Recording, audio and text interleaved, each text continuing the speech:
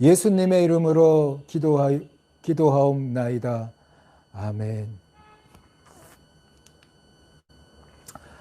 오늘 하나님의 말씀은 잠언 14장 17절부터 35절까지로 인자와 진리라는 그 주제를 가지고 하나님의 말씀을 전하고자 합니다. 먼저 이 인자라는 이 단어는요, 친절, 자비, 사랑이라는 그런 뜻을 가지고 있습니다. 특별히 신약 성경에서는 아가페로 많이 표현된 단어입니다. 하나님의 사랑을 이야기할 때 인자, 아가페 이렇게 이야기해요. 그래서 영원하신 하나님의 사랑, 조건 없는 무조건적인 이 영원한 하나님의 사랑을 표현할 때 인자, 그리고 또 아가페 이런 단어를 쓰죠. 하나님의 사랑이라는 뜻입니다, 결국은. 그리고 또 진리라는 이 말씀은요, 변하지 않는다, 확실하다. 하나님이 약속하신 그 말씀을 변함없이 그걸 지켜준다. 그것을 행하시는 분이다. 하나님의 의지적인 그런 부분들을 이야기해 주고 있죠. 그래서 하나님이 한번 하신 말씀은 분명히 반드시 그것을 끝까지 그분의 의지를 가지고 영원히 지켜주는 분이다. 그래서 인자와 진리를 이야기할 때는 결국 하나님의 성품, 특히 우리 인간들을 향한 하나님의 사랑과 의지를 표현하는 그런 단어라고 볼 수가 있습니다. 그래서 오늘 이 인자와 진리가 우리와 함께 한다면 하나님과 이 최고의 관계를 맺는 거예요. 정말 최고의 사랑, 최고의 관계, 도덕적인 관계를 맺을 때 인자와 진리란 단어를 함께 사용합니다. 그래서 내가 하나님의 인자와 진리를 경험한 다음에 그걸로 끝난 게 아니라 우리 이웃들에게 이 하나님의 사랑과 그 약속을 전하는 삶, 표현하고 드러내고 나타내는 삶을 살아가는 거. 그래서 오늘 우리 이웃들과의 사람과 사람 사이의 이 최고의 관계가 뭐냐? 또 바로 인자와 진리라고 표현할 수 있습니다. 그래서 오늘 정말 우리가 하나님의 사랑을 경험한 자로서 어떤 삶을 살아가야 되는가? 오늘 잠언은 잘 가르쳐 주거든요. 그래서 나 혼자만 행복한 삶이 아니라 그런 삶을 살아갈 때는 하나님의 지혜가, 인자와 진리가 함께하지 않습니다. 그러나 내가 이웃들에게 이런 팔을 벌리고 나아가서 이웃들을 섬기고자 하고 사랑하고자 할 때 하나님의 인자와 진리가 함께하는 삶을 살아갈 수가 있다는 거죠. 그래서 오늘 이 잠언의 지혜의 말씀을 들을 때 나 혼자만 행복한다, 그런 의미로 받아들이면 하나님의 지혜를 깨닫지 못하고 은혜를 깨닫지 못합니다. 내가 이 말씀을 배워서 하나님을 사랑하고 이웃을 사랑하는 삶을 살아가야겠다. 그런 다짐으로 우리가 이런 말씀을 듣고 또 말씀을 우리가 받아들일 때 하나님의 은혜, 깨우치는 은혜뿐만 아니라 내가 그렇게 살아갈 수 있는 하나님의 능력도 우리 가운데 찾아오는 것을 우리가 경험할 수가 있게 되는 것입니다. 자, 우리 인간의 이 뇌는 참 신비한데요. 그래서 오늘 보면은 이 3층의 구조로 되어 있다고 합니다. 첫 번째가 이 뇌간, 이 주황색 부분이죠. 그리고 두 번째가 2층 구조는 번연계라고 해요. 그래서 오늘 두 번째가 있고 세 번째는 이런 심피질이라고 이 구조가 되어 있는데 3층 구조로 되어 있는데 오늘 이 뇌간은요, 아기가 우리 처음 이 생명의 뇌, 본능의 뇌라고 불려요. 우리가 처음 태어날 때 신생아가 태어나면 이런 이 뇌간이 완성이 돼서 나옵니다. 우리가 숨을 쉬고 심장이 뛰고 피가 흘러가는 것, 맥박이 뛰는 것, 저절로 뛰죠. 자율적으로 뜁니다. 우리가 멈춰라고 해서 멈추지 않아요. 자율적으로 뛰게 만들게끔 태어나온 거. 이게 바로 이 뇌간 때문에 자율적으로 뛰는 거거든요. 그래서 오늘 보면은 근데 이 뇌간이요, 가장 닮은 게 파충류의 뇌하고 가장 닮아 있대요. 그래서 파충류의 뇌다, 그렇게도 이야기를 합니다. 그리고 두 번째는요, 번연계는 이 영유아기를 거치면서 감정의 뇌라고 그래요. 감정이 자라나는 시기예요.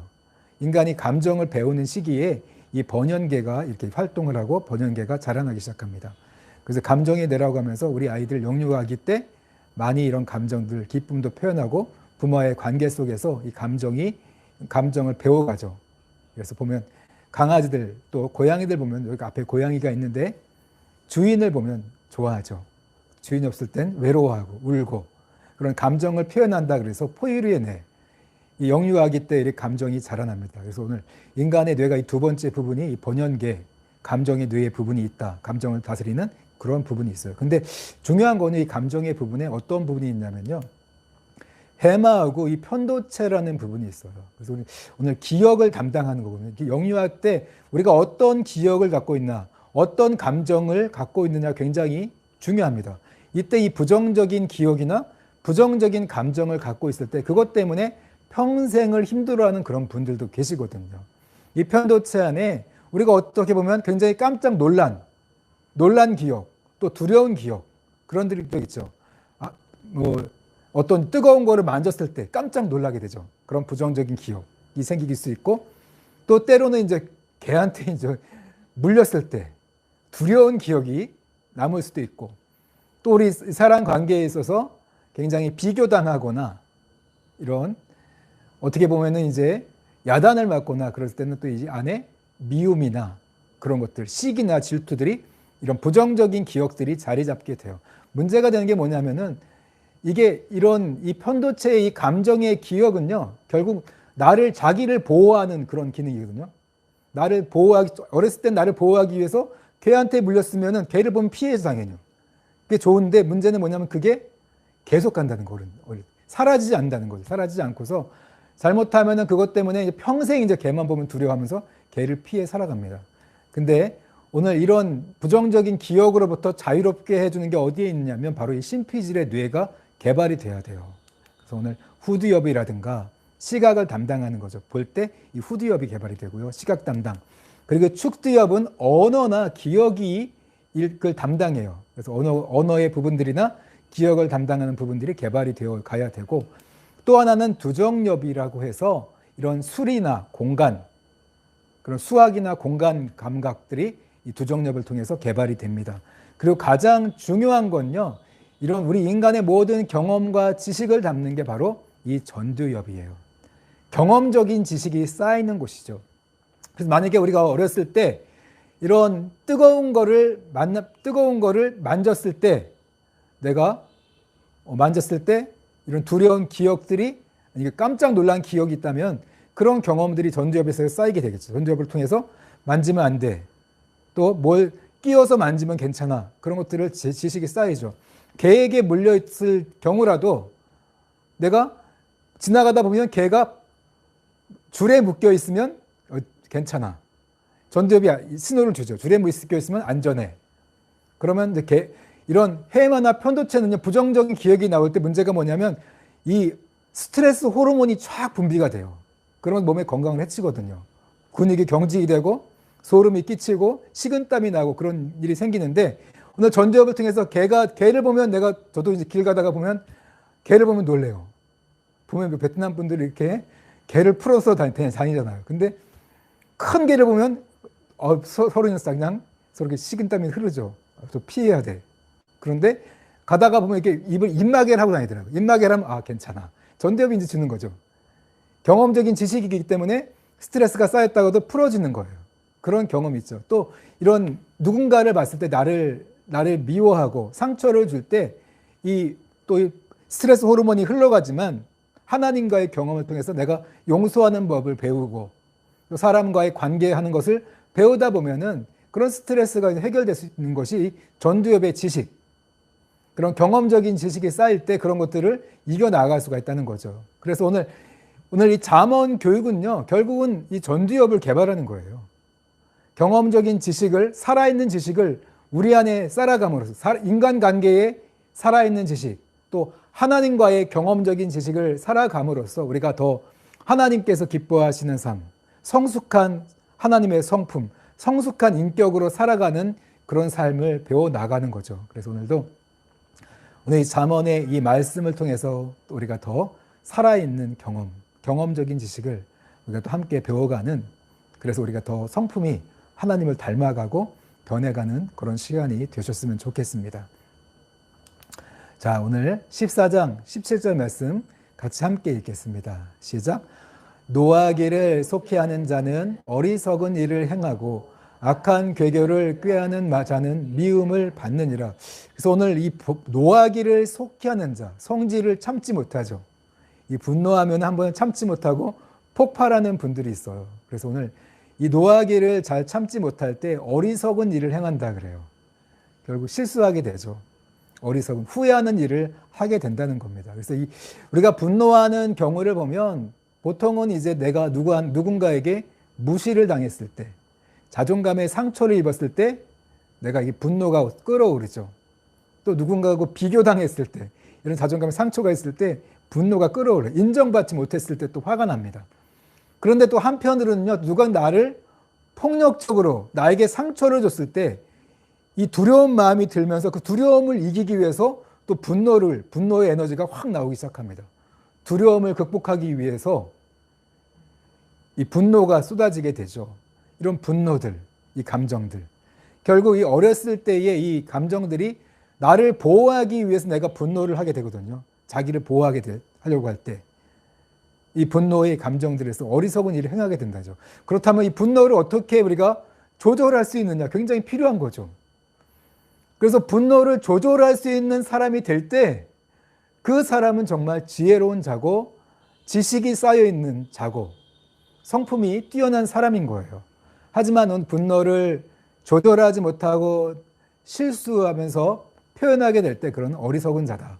그래서 오늘 또 이 분노를 조절하지 못하면 결국 악한 계교를 꾀하는 자가 돼요. 악한 계호는요, 복수심이에요.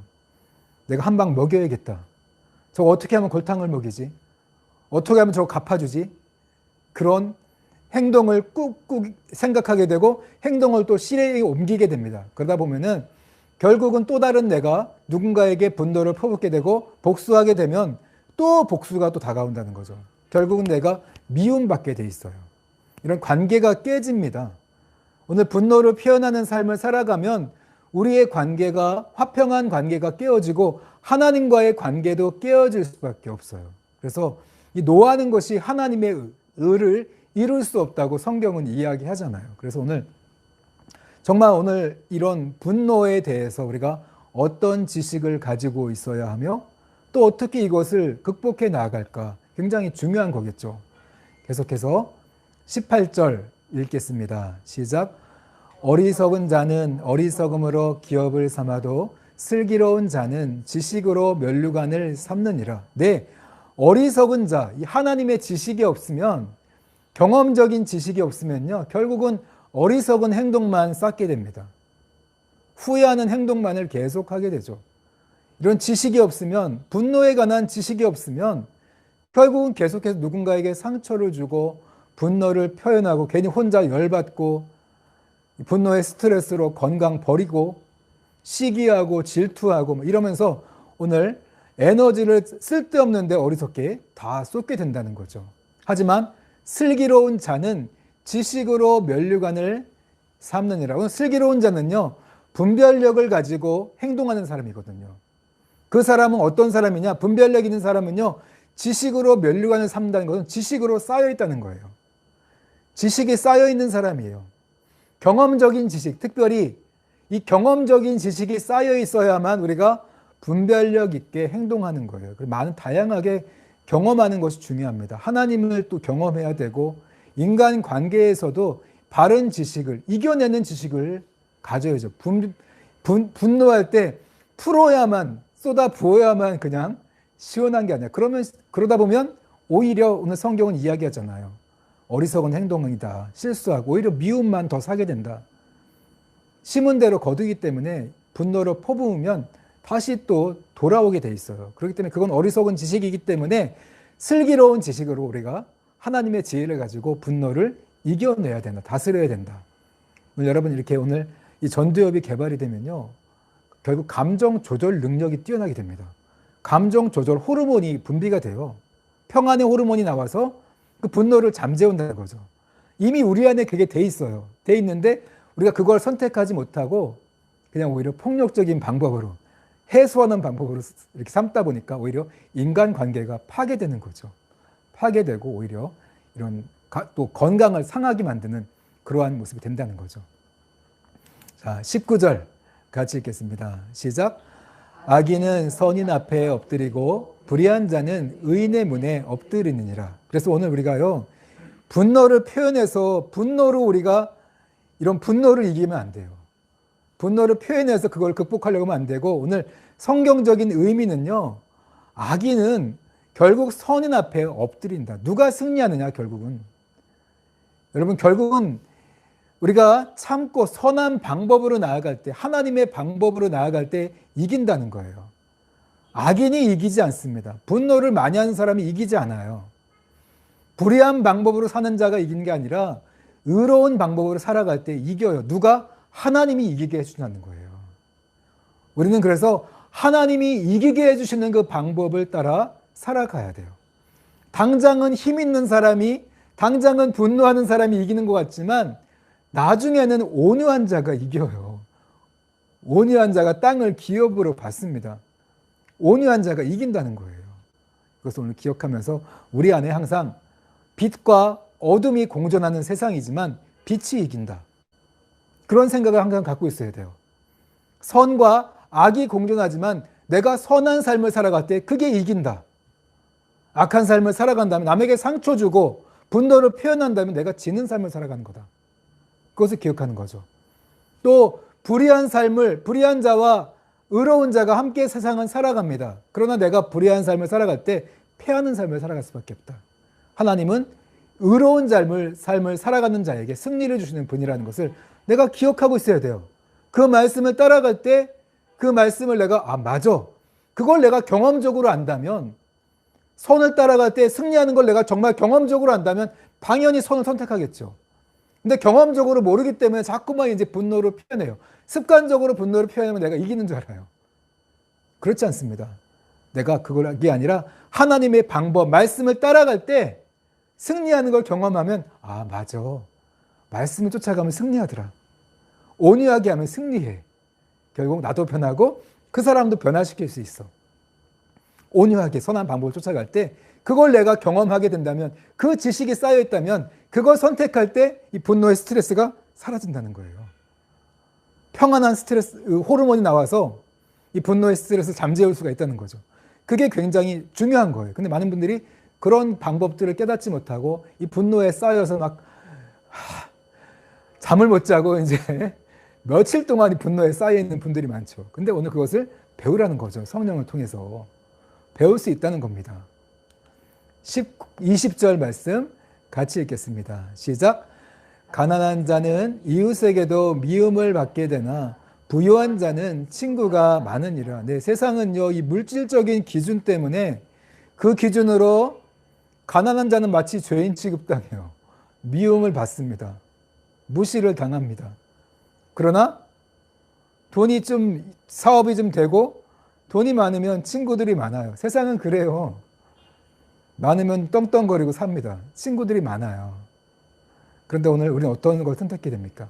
이 기준을 따라간다면 무시를 당해요. 누군가를 또 무시하게 됩니다. 상처를 주고받는 삶을 살아갈 수밖에 없어요. 그러면 이제 스트레스가 많이 받게 되죠. 내면이 깨집니다.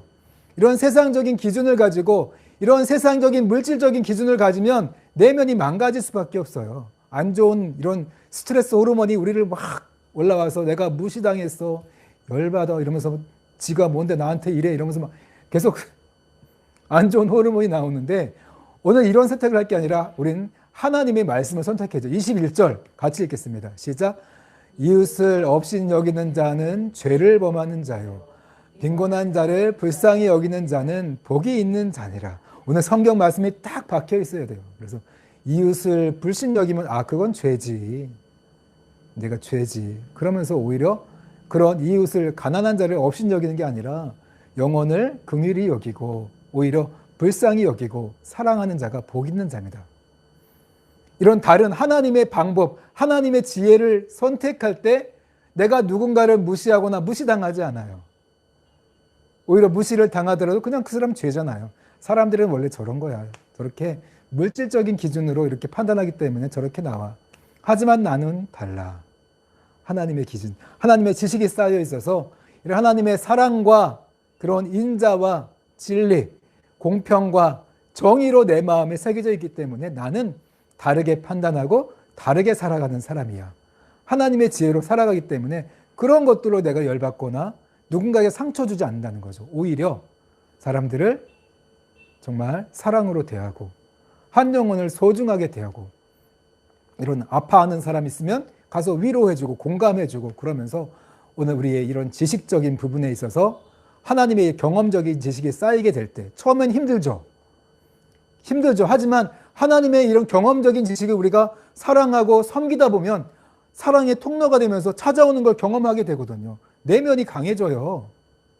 내면이 평안해지고 사랑으로 쌓이게 되면서 남들이 스트레스를 줘도 덜 받아요. 이전엔 꽂혀서 정말 아프죠. 많이 아프지만 이렇게 내가 생각이 이런 하나님의 지혜를 가지고 이런 하나님의 경험적인 지식을 가지고 살아가다 보면 안 꽂혀요.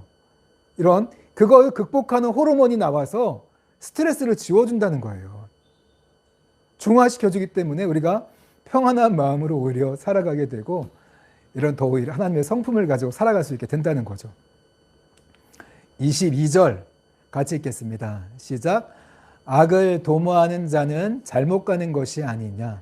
선을 도모하는 자에게는 인자와 진리가 있느니라. 네, 맞습니다. 굉장히 악을 도모하는, 우리가 이웃들에게 복수하고 이웃들을 무시하고 물질적인 기준으로 무시하고 상처 주고 그런 거는 잘못된 거 아니냐.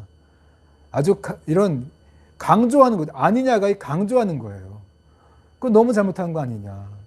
우리가 예수 믿는 사람들이 이런 악을 사람들을 해코지하고 복수심을 품고 분노를 표현하고 그렇게 살아간다면 물론 다른 사람들에게 상처 주고서 시원해 그럴 수 있을지 몰라요. 복수하고 시원할지 몰라요. 하지만 내 영혼이 망가진다는 거예요. 그런 스트레스 호르몬으로 인해서 나중에 뒤에 나오면요 내 건강뿐만 아니라 뼈까지 망가져요. 내 몸이 망가집니다. 그러나 오늘 선을 도모하는 자에게 우리 이웃들에게 하나님의 사랑을 나눠야겠다. 이런 참된 지식을 나누는 사람, 사람들을 살리고 섬기고 사람들에게 긍휼을 베풀고 하나님의 자비를 전해야겠다. 이런 선을 좋은 것을 계획하는 자에게는 인자와 진리, 아까 말씀의 제목이었습니다. 인자와 진리가 있다는 거예요. 하나님이 함께 한다는 거예요. 하나님의 사랑과 하나님의 의지가 그 사람과 함께 하는 거예요. 내가 나 혼자만의 만족을 위해 살아갈 때는요 하나님이 함께 하지 않습니다. 그러나 오늘 나의 삶의 방향이 이웃들을 섬기고 이웃들을 살려야겠다. 내가 세상의 빛과 소금으로 살아가야겠다. 가난한 이웃들을 좀 돌보고 가난한 이웃들에게 희망을 주고 생명을 주는 사람이 되야겠다. 그럴 때 하나님의 인자, 하나님의 사랑과 의지가 그 사람 가운데 함께 한다는 거예요. 하나님과의 관계가 최고가 된다는 거죠. 사랑은요, 하나님의 사랑은 나를 통해 흘러가야 돼요. 흘러가지 않으면 내 안에서 썩어요. 은혜가 함께 할 수가 없습니다. 사람들이 은혜가 자라지 않는 건요, 흘려보내지 않아서 그래요. 나 혼자만 잘 먹고 잘 살고 나 혼자만 성공하고 그게 바로 포유류, 짐승이에요. 짐승이랑 똑같아요. 뇌가 포유류의 뇌, 파충류의 뇌에 거기서 머물러 있는 거예요. 짐승의 뇌에 머물러 있는 겁니다. 나 혼자 잘 먹고 잘 살고 시집가고 장가가고 우리 후손들 내 새끼 잘 키우고 그게 여러분 포유류랑 다를 게 뭐가 있습니까? 하지만 우리 인간은요, 인간의 뇌는 다르다는 거예요. 하나님이 만드셨을 때 하나님의 형상으로 만드셨어요. 우리에게 이 땅을 정복하고 다스리는 사명을 주셨어요. 이 땅의 빛과 소금의 사명을 주셨죠. 그 사명을 향해 나아갈 때 우리 주님이 함께 하신다는 거죠. 우리 뇌가 골고루 개발이 돼요. 인간답게 살아가는 거예요. 23절 계속해서 읽겠습니다. 시작. 모든 수고에는 이익이 있어도 입술의 말은 궁핍을 이룰 뿐이니라. 네, 오늘 23절을 보면요, 하나님은 우리를 만드셨을 때 열심히 노력하고 그 노력에 대한 보상을 얻기 원하셔요. 그렇게 만들어졌다는 거죠. 뭔가를 열심히 해서 성취할 때 행복해져요. 행복한 호르몬이 우리 안에 찾아옵니다. 이런 도파민이 흘러요. 건강한 도파민이 우리 안에 흘러요. 내가 열심히 공부해서 좋은 대학에 들어갈 때, 내가 열심히 운동을 해서 몸매가 예뻐졌을 때 좋은 도파민이 흘러갑니다. 그렇게 노력한 대가를 원하는 것 하나님 원하시죠. 그러나 오늘 입술의 말은 궁핍을 이룰 뿐이냐. 말만 가지고 모든 걸 해결하려고 한다면, 말만 가지고 재물을 얻으려고 한다면 그것은 오히려 더 쉽게 모든가를 대가를 얻으려고 한다면 오히려 가난해질 뿐이다. 이렇게 이야기합니다. 그래서 오늘 계속해서 24절 말씀 같이 읽겠습니다. 시작. 지혜로운 자의 재물은 그의 면류관이요 미련한 자의 소유는 다만 미련한 것이니라. 그래서 오늘 지혜로운 자, 열심히 수고한 대가로 재물을 얻고 이렇게 부자가 되는 자들은요, 그게 그 재물이 그의 면류관이 됩니다. 하지만 아주 쉽게 얻으려고 하다 보면 미련하게 하죠. 사기를 치고 죄를 짓습니다. 아주 쉽게 얻으려고 하다 보면 결국 미련한 것만 얻게 되죠. 죄만 얻게 됩니다. 그래서 돈을 벌 때도 우리가 어떻게 버느냐가 굉장히 중요해요. 또 어떻게 쓰느냐도 굉장히 중요하죠. 하나님이 원하시는 것은요, 열심히 일하고 그 노력한 만큼 대가를 얻어라. 그럴 때 정말 그게 그 재물이, 너가 얻은 그 재물이 그게 너의 면류관이 될 것이다. 이렇게 이야기해 줍니다. 그게 자랑거리가 되는 거예요. 열심히 수고하고 노력해서 얻어야지 쉽게 사기치고 이상한 방법으로 얻어서 만약에 내가 부자가 되고 그걸 자랑한다면 그건 미련한 거다. 미련한 짓이다. 세상 사람들이 보기에는 그게 뭐 지혜로운 건지 모르겠어요. 하지만 하나님을 생각한다면, 하나님의 심판을 생각한다면 그건 정말 미련한 짓이다. 이렇게 이야기해 주고 있습니다. 우리 열심히 일해서 그에 대한 보상과 대가를 받는 저와 여러분들이 되시기를 바랍니다. 그래서 정말 진정한 자랑거리가 되는 그것이 면류관이 되는 저와 여러분이 되셨으면 좋겠습니다. 자, 계속해서 25절 말씀 같이 읽겠습니다. 시작. 진실한 증인은 사람의 생명을 구원하여도 거짓말을 뱉는 사람은 속이 있느니라. 여러분, 정말 이 증인, 법정에서 내가 진실하게 증언을 하면, 증인이 된다면 누군가를 살릴 수 있겠죠. 하지만 내가 거짓 증언을 한다면, 거짓 증인이 된다면 정말 살릴 수 있는 사람도 죽일 수 있는 끔찍한 일이 되겠죠. 오늘 말씀은 내가 진실한 증인이 될 때 사람의 생명을 구원할 수 있다는 거예요. 정직하게 살아야 됩니다. 제가 이 박근혜 대통령 탄핵을 겪으면서 제가 처음에는 이 언론 보도를 봤어요. 뭐 무당 구술했네, 뭐 별의별 얘기 다 나오더라고요. 나 그거 다 믿었어요, 처음에요. 믿고서 박근혜 대통령 굉장히 많이 욕했습니다. 나중에 보니까 거짓말이더라고요. 그게 다. 제가 깜짝 놀랐어요. 아, 거짓말을 이렇게 언론 기자들이 많이 하나? 그 후로부터는 언론 이런 기사를 잘 안 믿게 되더라고요. 너무 거짓말을 많이 하는구나. 오늘 기자들은 그래요. 거짓말할 수 있어요. 하지만 오늘 예수님 믿는 사람들은요, 내 말 한마디에 사람을 죽일 수도 있고 살릴 수도 있는 거예요. 우리가 진실한 증인이 될 때, 정직하게 말하는 사람이 될 때 사람의 생명을 구원할 수 있다는 거죠. 우리 하나님이 원하시는 것은 우리가 정직하게 말하는 사람이 되어서 사람의 생명을 구원하라는 거죠. 요즘 언론과 방송 정말 거짓말 너무 많이 하거든요. 심각하잖아요. 언론의 신뢰도가 한국의 꼴찌더라고요. 왜 이렇게 믿지도 않은 거짓말들을 많이 합니까?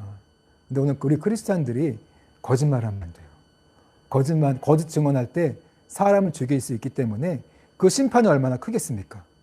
오늘 우리는 거짓말을 뱉는, 속이는 자가 아니라 정말 사람의 생명을 구하는 진실한 사람들, 정직한 사람들이 되셔야 돼요.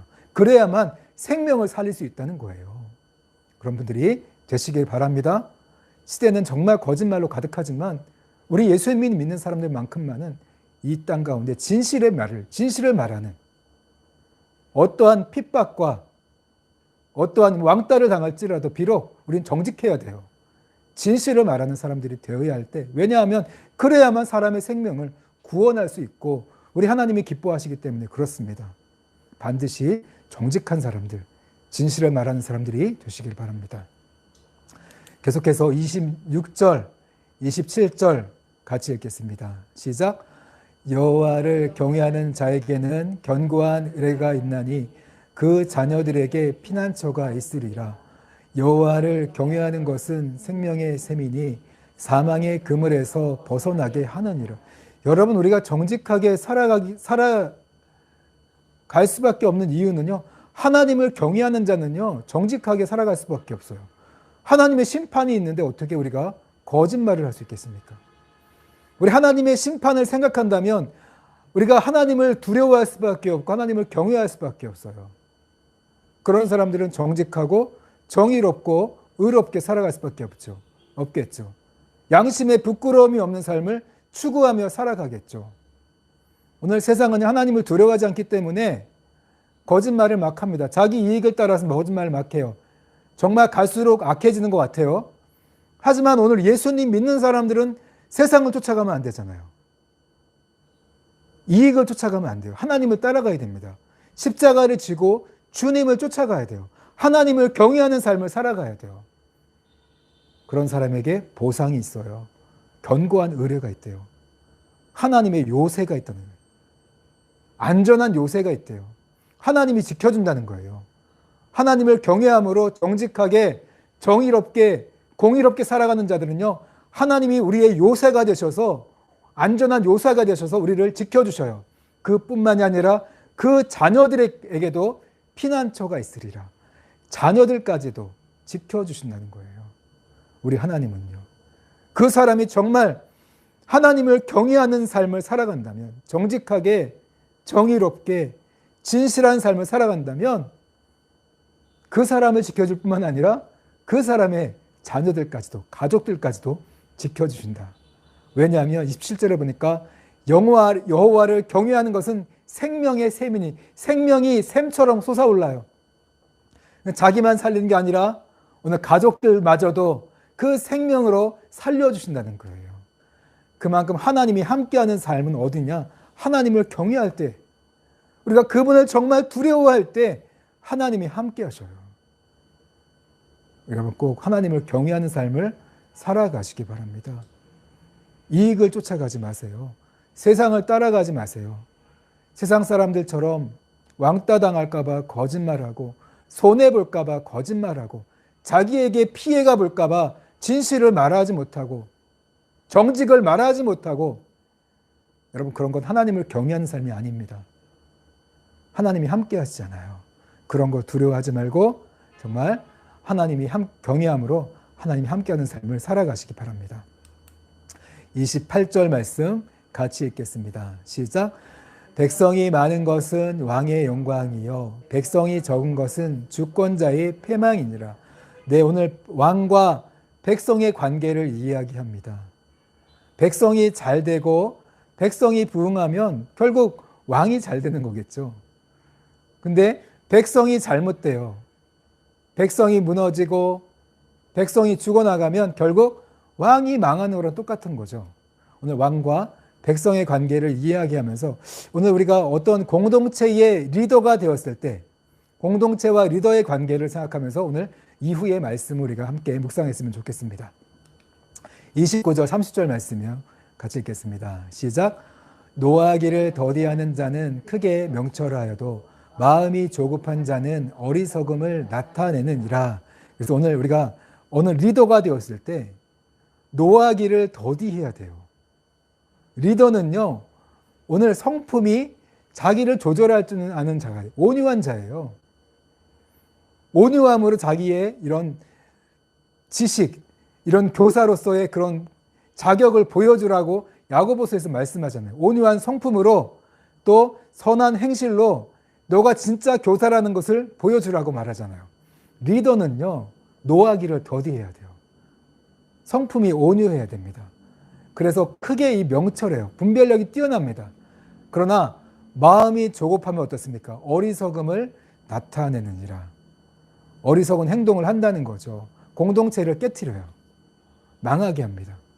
그래서 이 진정한 왕이나 이런 공동체의 리더가 되기 위해서 필요한 건요, 노하기를 더디하는 온유한 마음이 있어야 된다는 거죠. 오늘 30절을 보면요, 평온한 마음은 육신의 생명이나 평안한 마음이 있어야 노하는 마음을 이길 수 있어요. 그리고 시기는 뼈를 썩게 하느니라. 오늘 미움도, 이 미움이 있으면 오늘 결국 질투하는 마음이 있죠. 질투하는 마음이 있으면 오늘 우리 몸뿐만 아니라 오늘 뼈까지 썩게 한다는 거죠.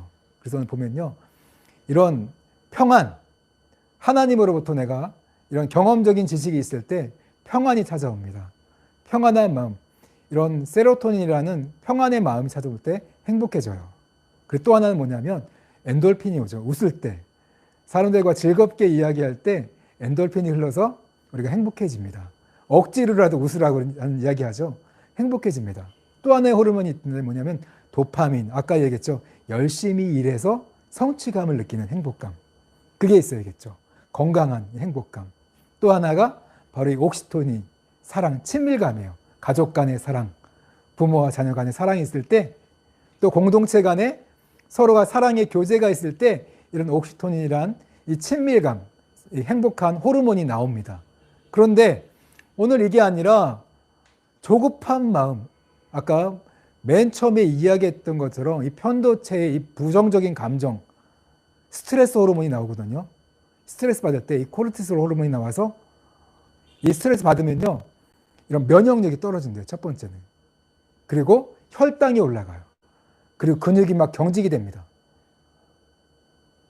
호르몬이 올라가면서 혈압이 올라가고 건강이 버리죠. 뿐만이 아니라 이 코르티솔이 다량으로 분비되면 뼈에도 영향이 미친대요. 뼈가 건강하지 않대요. 뼈의 생성을 막는다는 거예요. 안 좋은 영향이 생겨서 관절염도 생기고 안 좋다는 거예요. 이 호르몬 영향이라는 거예요. 그런데 정말 또 한 가지 중요한 거는, 불행 중 다행인 것은 더 정말 중요한 감동 호르몬이 있대요. 이 다이돌핀은요, 엔돌핀의 4,000배의 그런 정말 좋은 호르몬, 하나님으로부터 오는 호르몬. 우리가 찬양하고 감사하고 오늘 말씀을 깨달을 때, 참된 지식들이 쌓일 때 이 감동 호르몬이 나오면서 좋은 호르몬, 엔돌핀, 도파민, 옥시토닌까지 이런 좋은 호르몬, 우리가 은혜 받으면 마음이 막 깨끗하고 평안하잖아요. 정말 좋죠. 이런 코르티솔 호르몬을 싹 씻어준다는 거예요. 그럴 때 이 감동할 때 다이돌핀 호르몬이 나와서 우리가 정말 건강하고 행복한 삶을 살아갈 수 있다는 거죠. 그래서 여러분들 정말 예배 잘 들으시고 찬양 많이 하시고 감동 많이 받으세요. 작은 일에 감동 받아야 돼요. 감사할 때 정말 더 이런 좋은 건강한 호르몬이 나온다는 거죠.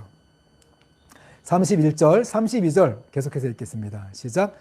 가난한 사람을 학대하는 자는 그를 지으신 이를 멸시하는 자요, 궁핍한 사람을 불쌍히 여기는 자는 주를 공경하는 자니라.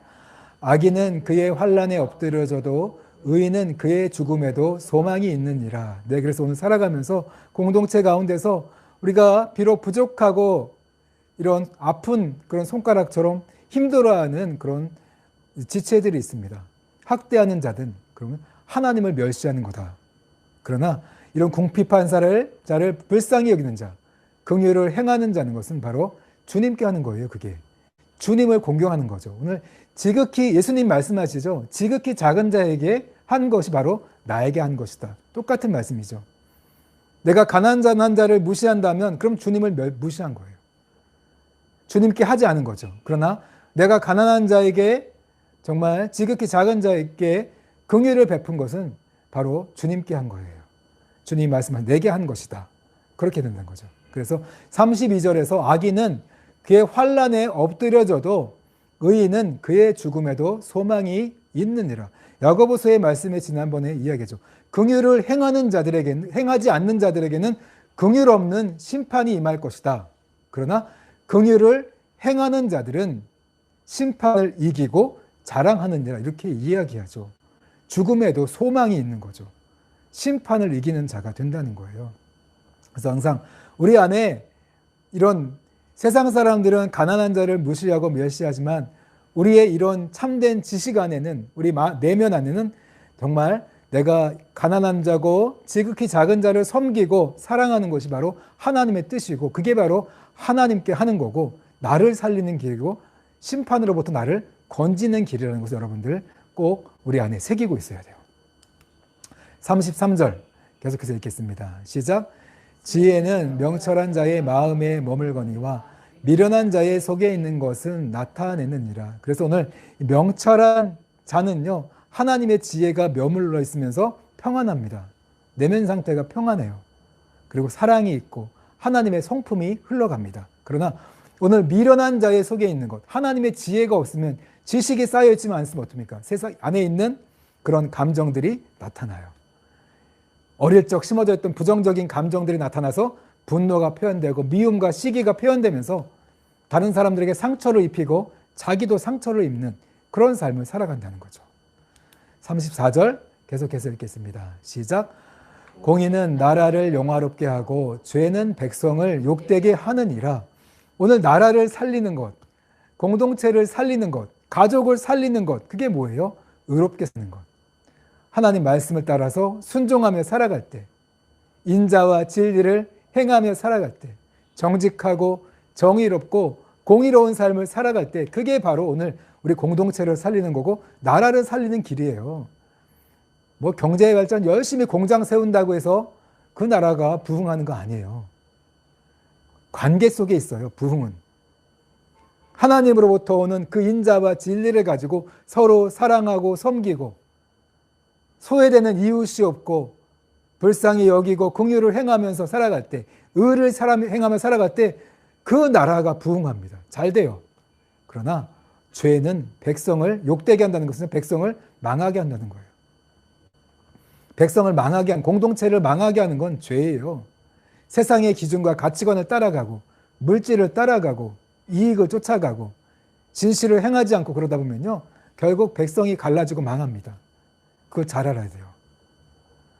진짜 정말 중요한 게 뭔가를 오늘 의롭게 행할 때 나라가 살아갑니다. 공동체가 살고 가족이 살아갑니다. 마지막으로 35절 말씀 같이 읽겠습니다. 시작. 슬기롭게 행하는 신하는 왕에게 은총을 입고 욕을 끼치는 신하는 그의 진노를 당하느니라. 오늘 왕과 신하의 관계에서도 굉장히 이런 신하가 참된 하나님의 지식이 쌓여 있을 때, 분별력이 있어야겠죠. 그럴 때 그 신하는 왕에게 은총을 입는 자가 되고, 또 욕을 끼치는 신하는, 이런 지혜가 없는 그런 신하, 망하게 하는 신하는 그의 진노를 당하게 된다는 거죠.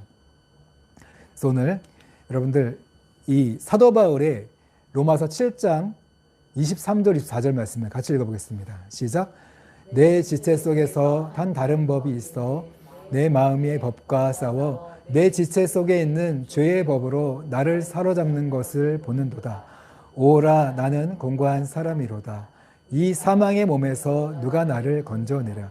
오늘 이 말씀을 보면요, 오늘 내 이 육신의 법이 있어요. 부정적인 생각, 그 편도체에서 올라오는 부정적인 감정이 있습니다. 이게 나를 지배하거든요. 근데 그걸 이기는 것이 또 다른 법이 있어야 돼요. 오늘 내 마음 또 다른 법, 하나님의 말씀대로 살고 싶은데 그게 잘 안 되는 거예요.